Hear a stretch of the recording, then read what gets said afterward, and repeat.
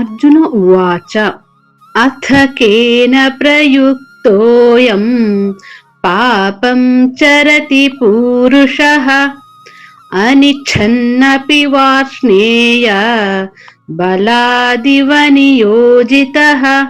ಪದಚ್ಛೇದ. ಅನ್ವಯಾರ್ಥ.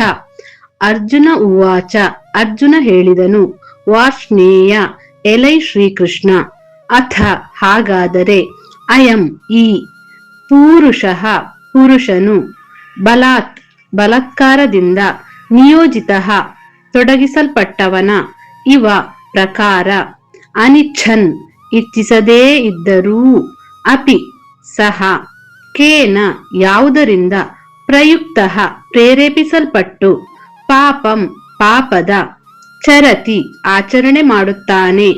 ಶ್ಲೋಕಾರ್ಥ.